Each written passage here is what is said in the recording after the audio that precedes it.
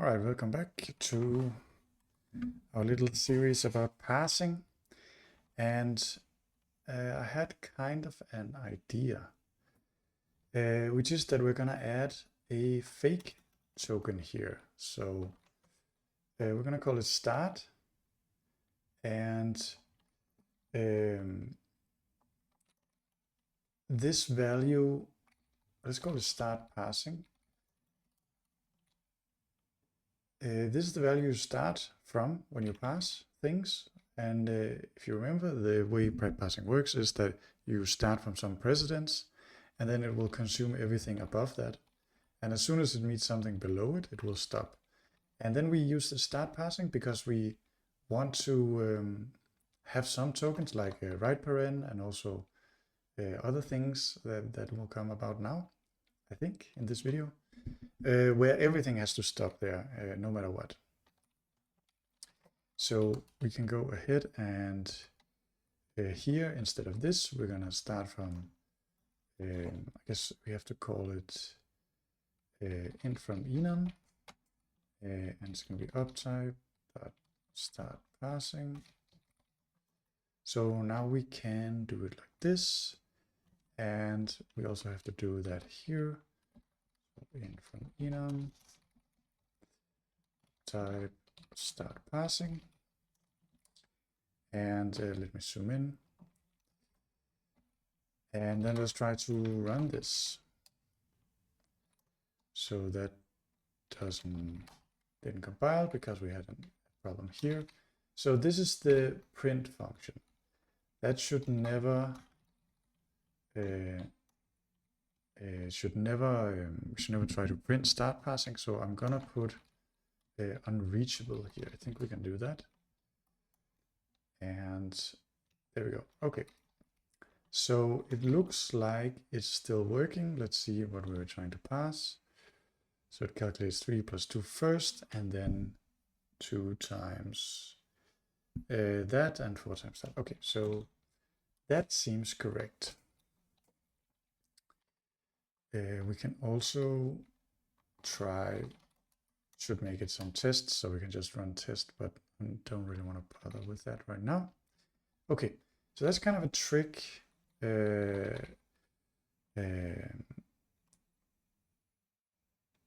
can start passing from this value if we are starting a new expression. Okay, so that's it. Now, the next thing in the article was array indexing. The array indexing operator. So let's try to add that. So now we need right square bracket, let's call it that, and here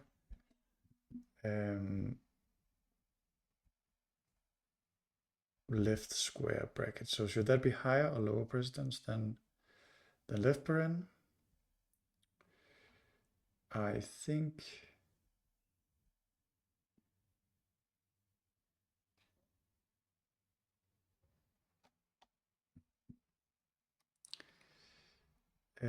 I'm not sure. Let's put it here. So left square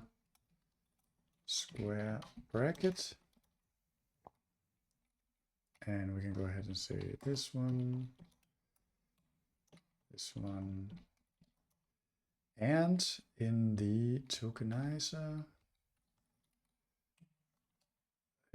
probably is a better way to do this, but we'll just do it like this for now.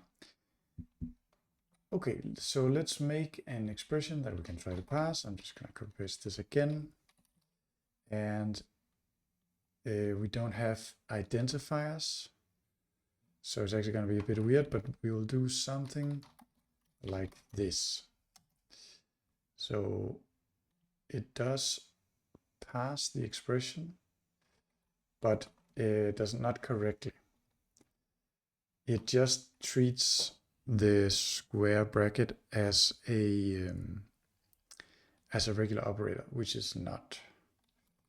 So we're going to do something a little bit weird, and that's again because we don't have identifiers and I don't want to add it right now. We're going to say array index, and it's gonna look something like this. So we need an array, which is kind of like the left hand side, and we can do it like this, I guess. So if the expression is like AI, then you think of this as A, and this is I. Okay, I think we need this thing, so let's do that. And we also need to handle dinit. So we just need to call dinit on both of the things inside, and that's it. Okay, so again, this will just pass to the same thing, but at least it compiles. And now we have to check here. So we have an expression and we handle array and sorry, starting left paren here, which is okay.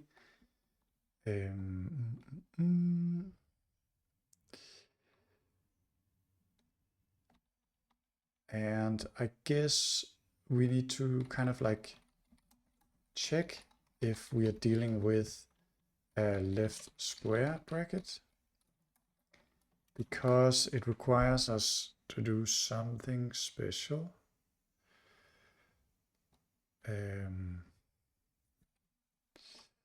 Let's say index operation, sorry, not index expression.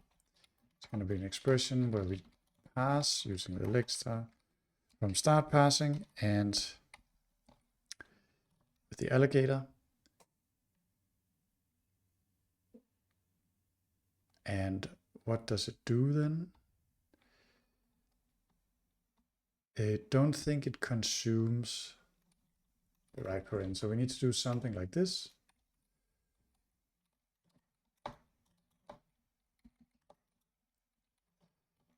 And then we have to check here, right square bracket. Otherwise it's a parse error. And I think we also need to consume the left square. Okay, so we get the left square. We get this thing, the index expression. We get the right square. And then we have to transform the result. So we have to do this trick where we say copy the old result. We assign a new thing to result, and it's going to be an array index where the array is the old result and index is the index expression, and that should do it. So let's try to pass this thing now, and now you can see we get it correctly, and we should even just very easily be able to say like times 3, sorry, and it just works. And we should even be able to put times 3 in here, but we need a space because we made a weird tokenizer, and that also works. So that was quite easy. Let's see how he does this. Now let's add array indexing. What kind of fix is it? A round fix. If it were just this, it would be exactly a paren, and it is the key. The I part doesn't really participate in the whole power game as it is unambiguously delimited. So it works exactly like paren. That's true. So we get the left hand side. I assume we get an atom, and then down here in the loop we check if it's a square bracket exactly, and then we pass an expression. We check that the next one is this, and then we create an expression. So it's apart from these minor differences of how we define the types, is exactly what we just implemented. And probably for his to work, this one has to like fail for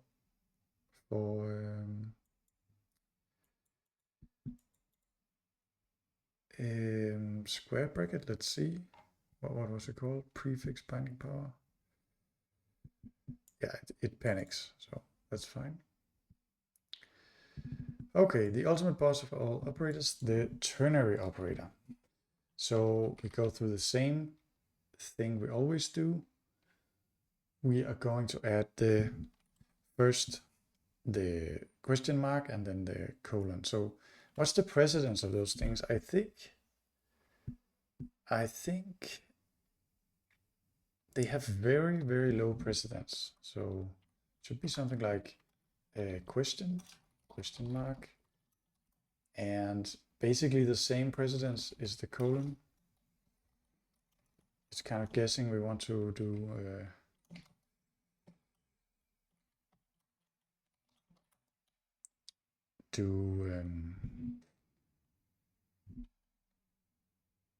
the ternary operator. I'm thinking, so SIG has compile time. I'm thinking whether it's possible to write all this boilerplate code using some compile time execution.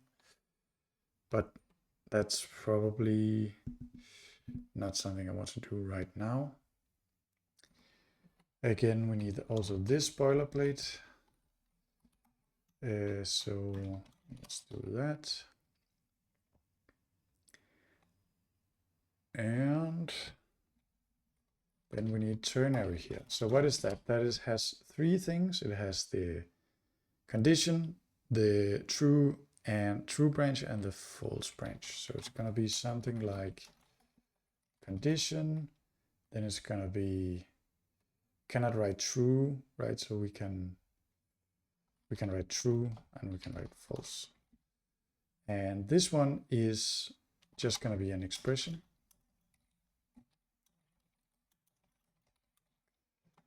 This one's going to be an expression, and this one's going to be an expression. Then we have to handle it down here. Luckily, we can easily do that, and we have to handle it here, which is also kind of simple.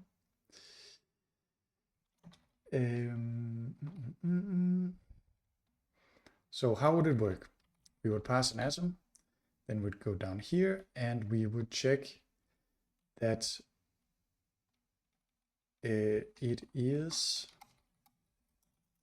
a question mark. So operator equals uptype dot question mark. Then we have to eat it. Eat question mark. Then we have to get an expression. And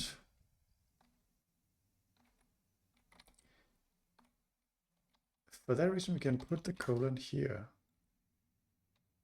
I think. Let's try that.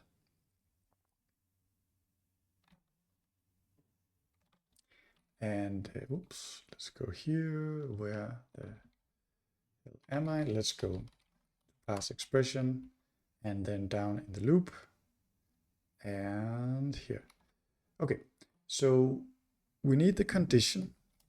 So let's go ahead and say condition expression. It's an expression, and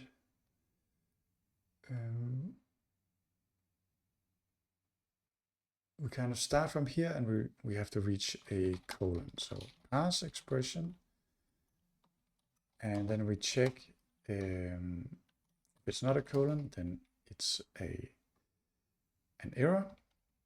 No, sorry, it's not the condition. This is the true branch. And then we have to pass the false expression, which is kind of the same. And that's it. Then we have to do this.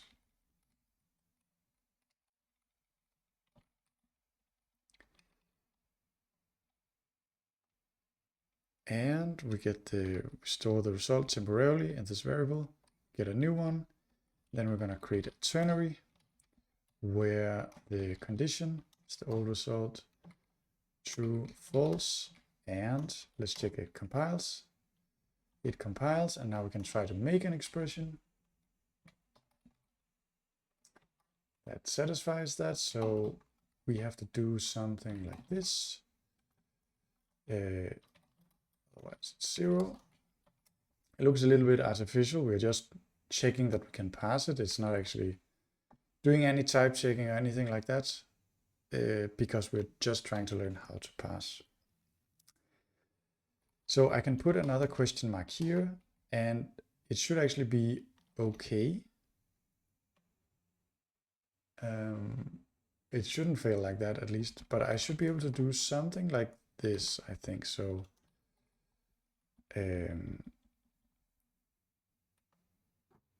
let's go ahead and say 2, 3, 4.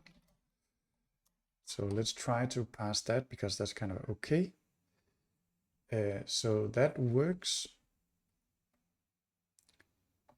That works. Basically, because colon has such a low precedence, lower than anything, it becomes left associative, this thing. So is this what you want?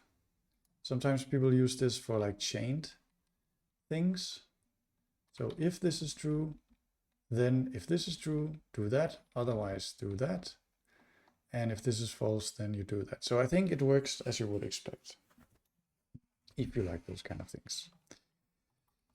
There was some kind of error, which I will just try to understand. And what is it saying? Index out of bounds. Okay, so it's because it's because we're trying to get the next operator, but there's nothing. So the next token, but we reach the end. So this should really be like this, an optional type, but I'm not going to do that now, because I don't want to spend too much on this. So to do this should be optional. In case we run out of tokens, but still need more. Let's put that here. This function should return. Okay, so let's write it like that.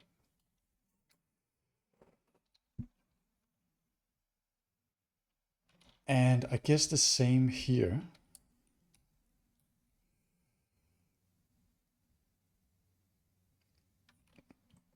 And I think we made it all the way through. So right associative reading.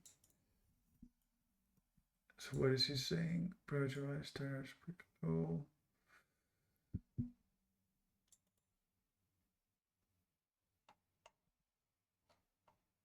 So how does he actually pass it here? So A equals that.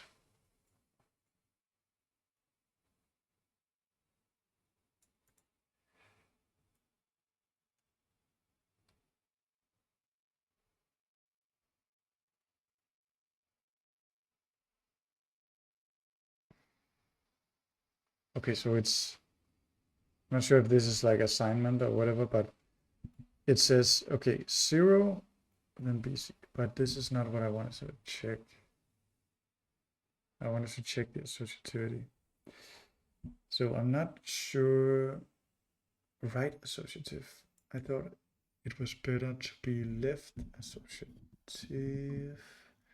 Or did I make it right associative and I just got my right and left confused? Yeah, I guess you can say that's right associative,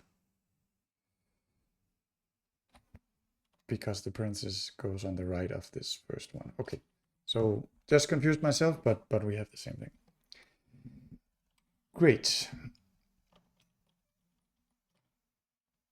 Array indexing, ternary operator.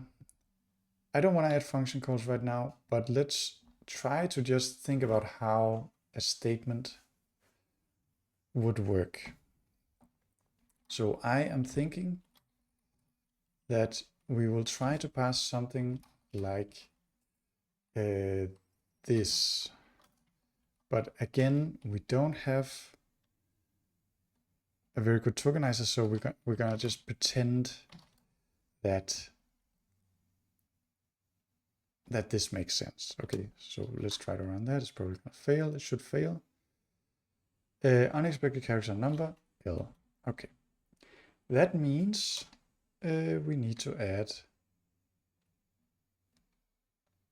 a new type of token, and the new type of token is going to be a keyword.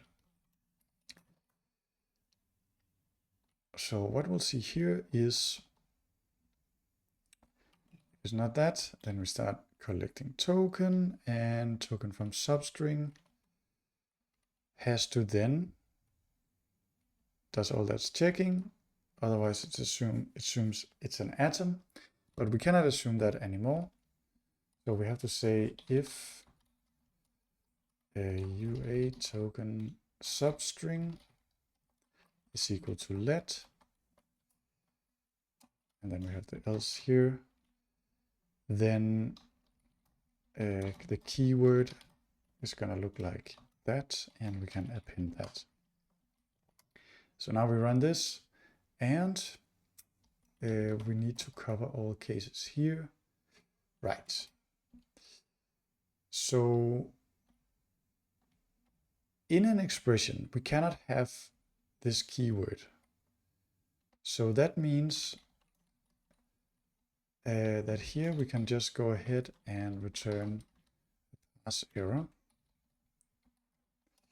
And I will even put a message here. So now we should just have it fail. Okay, but it still doesn't fail because we need to handle it here as well. So maybe you want like a separate type.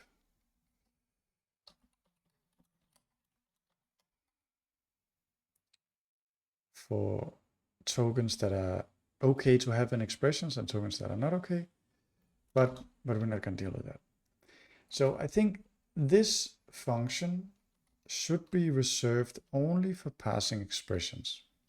It works, it's easy to extend with new expressions, it's relatively easy to understand. So what we need is a function called parse statement. And we'll get the lexer, we will get the allocator, and we'll say what is the top token. It's going to be this. So we actually, I forgot that we also need equals here. So is that an operator? Let's say it's an operator. So equal.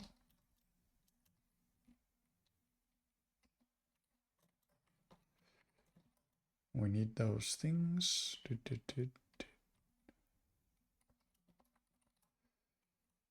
Else if did it finally do it? Yeah.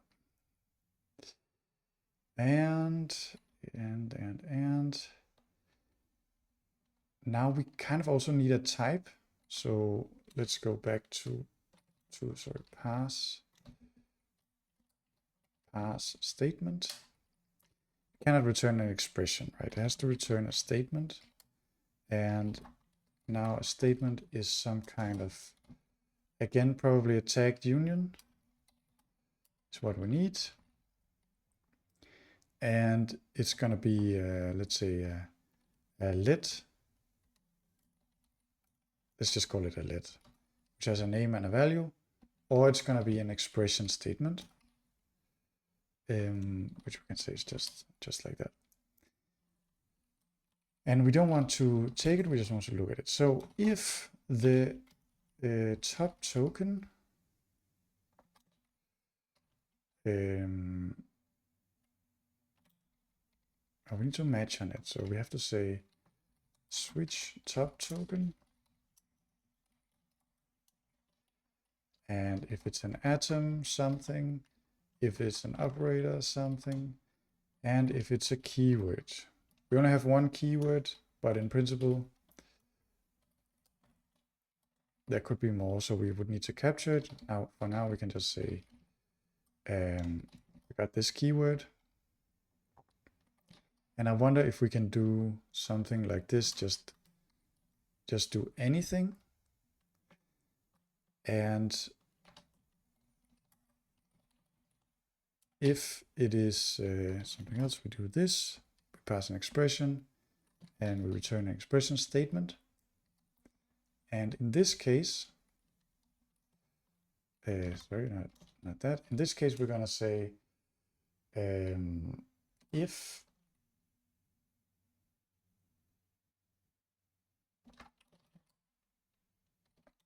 right, so the keyword actually should be its own enum. Let's do that. So it's const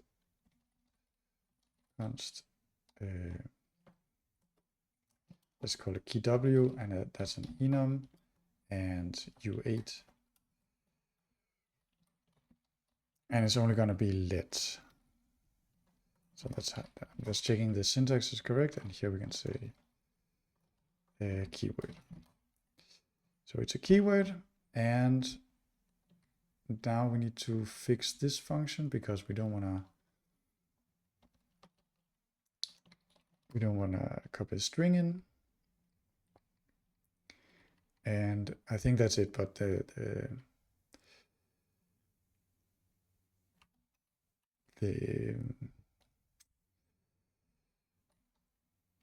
compiler, that's what it's called. The compiler will tell us if something is missing. Okay, so we got this keyword, and we can go ahead and do this. And if keyword equals keyword dot let, else we're gonna return an error. Yeah, let's do this thing and just return pass error. Now we can make a different one. Okay, statement error.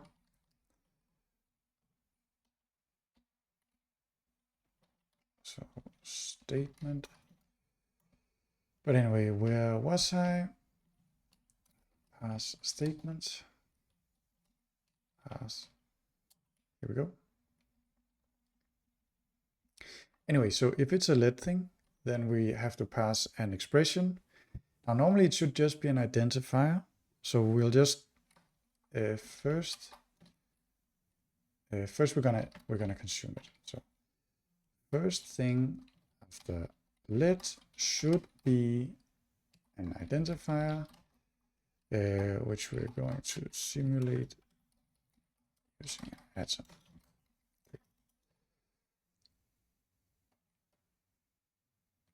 So the equal operator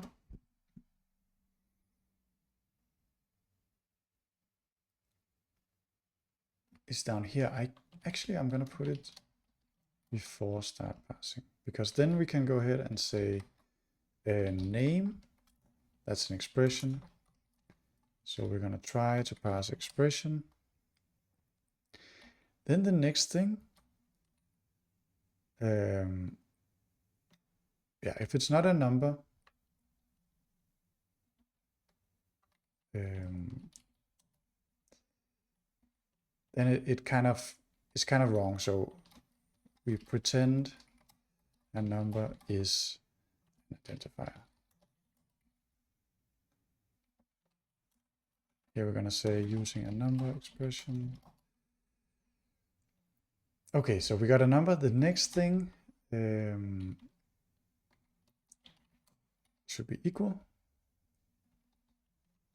How do we check that up here? Oh, we just do like that.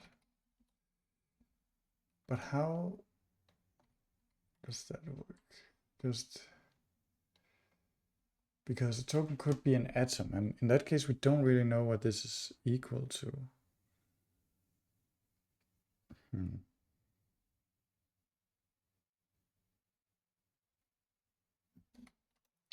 So I think instead of doing these kind of comparisons, to be on the safe side, because we don't know what exactly those bytes are,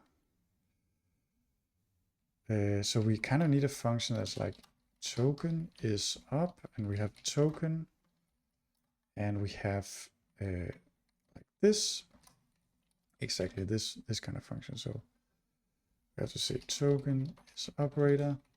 The next one is equal to that. So to do, use this function in the other places. So we get an equal sign. That's great. And then an expression, which is kind of like the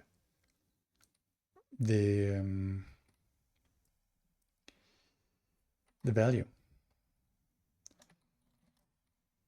And then we can simply return. And the name is set to name, which is not really what I wanted. Let's just do an expression for now. But we can make a note. Really should be an identifier.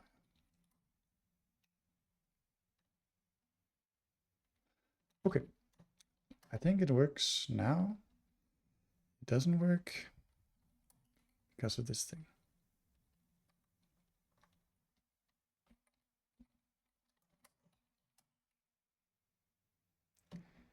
And unexpected keyword in the beginning of the expression. So probably means, no, that's weird. So unexpected keyword at the beginning of expression.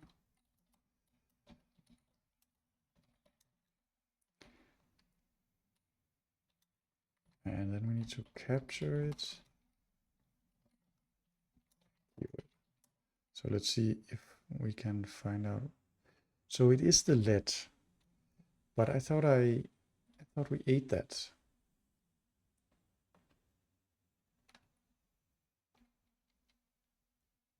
So we have a let. Let's do that. Okay, so we never really consume, because we need to say dot keyword.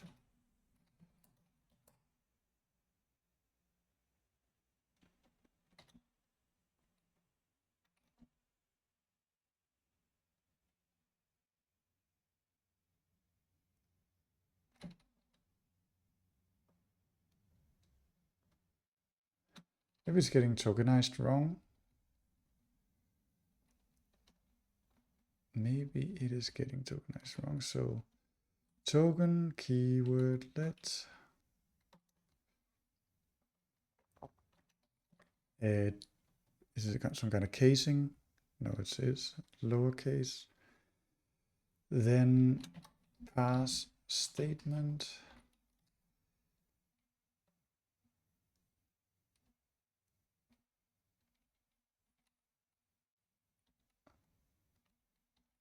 So we have a token. So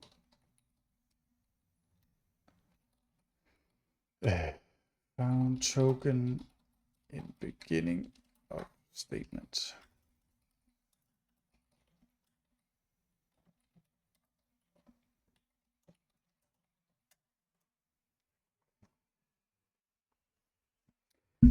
Okay, I know what's wrong now. It's because I'm very silly.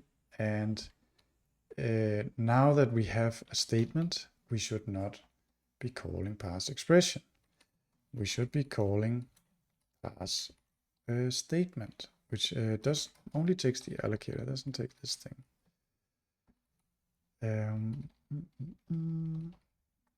Let's keep this code just for reference. This stuff, let's go ahead and do that. And here, maybe we'll call it statement instead.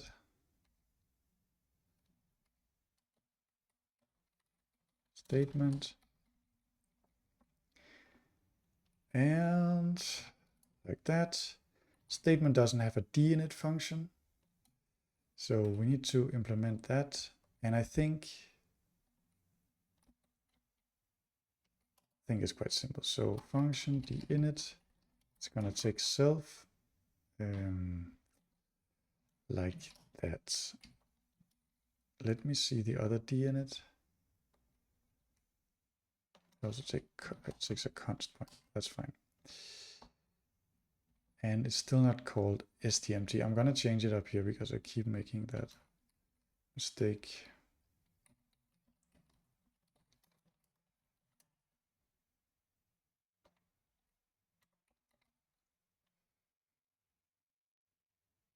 Only allowed when switching on non-exhaustive. So I have to write else. So write like else like that. Okay.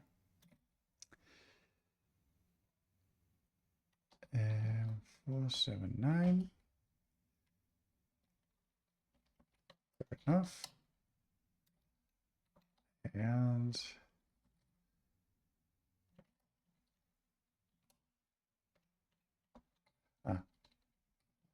fair enough.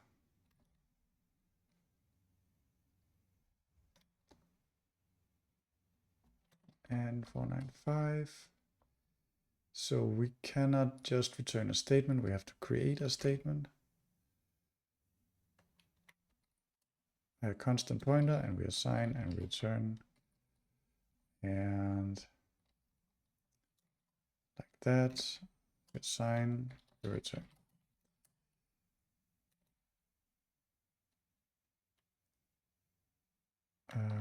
Also, let me change this one because it's going to complain about that. Okay. 496.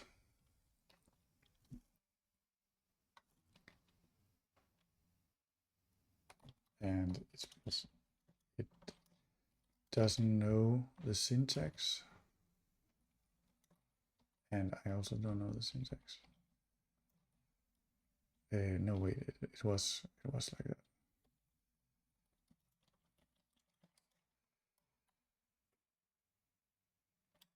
Oh, what's going on wrong? How do we do it up here? So you just don't have the type in the beginning for some reason.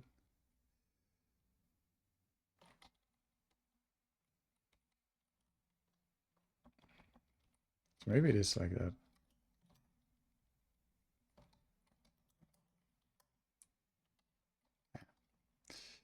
Let's just do it this way. Main statement, and we have to do let equals like that.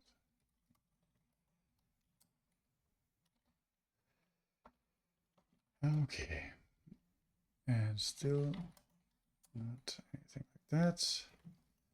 506. Expression equals expression statement. That's kind of weird. I thought that was correct.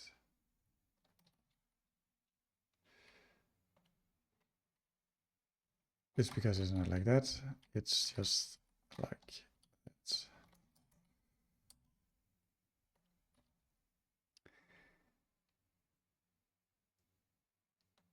And I made a bit of an oopsie doopsie. It doesn't have a print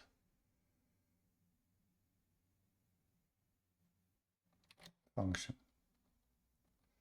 So we can just get Copilot to quickly implement that for us. Like that.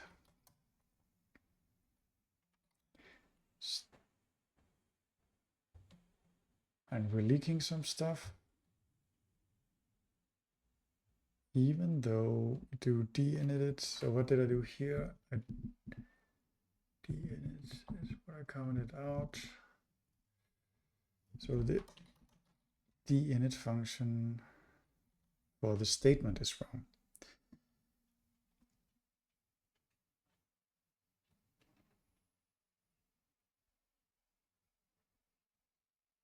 Although that looks correct.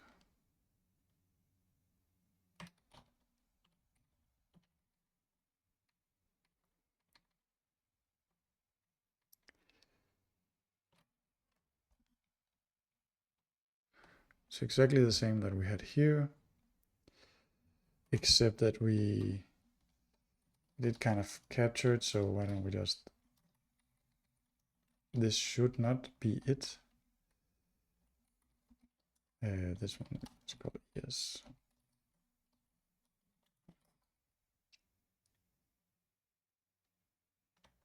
Let's try it.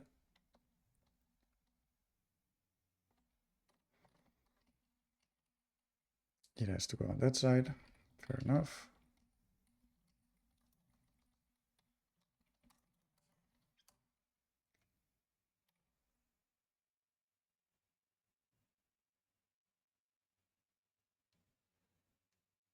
Error. Okay, so it's because it's an error. It's not actually a. Well, it does leak, but not in the way I. It's not the only thing. Expect an equal sign after the identifier. So didn't I do that? I did do that. Expect an equal sign after the identifier, and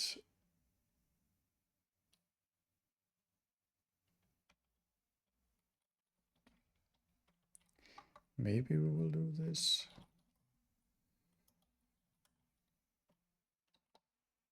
So expect an equal sign after the identifier is 6. So kind of weird because let's peek it and then let's get it out here. Next. And then we can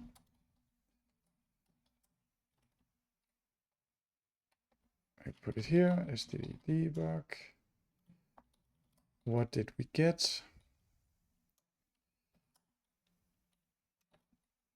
So expected equal sign after the identifier got equal.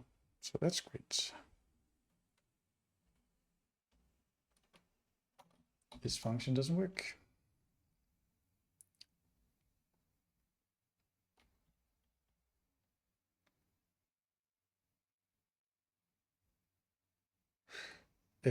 Because it's supposed to be if not.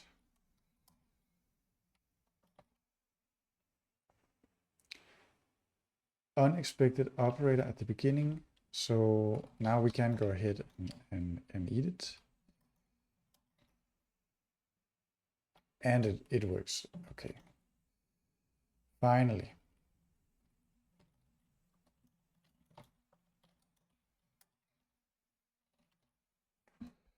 Okay, so I don't think there was anything super special about that. But it's good to have this idea that it's important to separate what's the statement parsing and the expression parsing. The expression parser on its own can be really simple and easy to understand. It will have a lot of if-else cases, but that's just how it is when you have a language that's more than just numbers. But it's easy to understand and easy to extend, easy to change the behavior and so on. And you can also pass statements like this, which you have.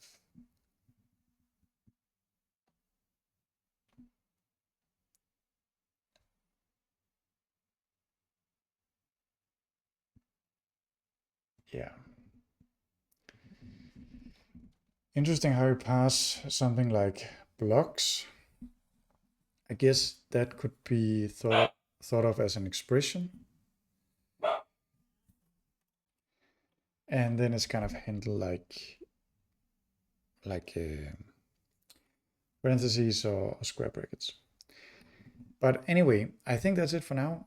I will run sig format on this, commit it somewhere, and put a link in case you want to look at it. And I have some ideas for what we can do with this, but I'm not sure we'll do it in the next video. Maybe we'll wait a bit. So until then, bye bye.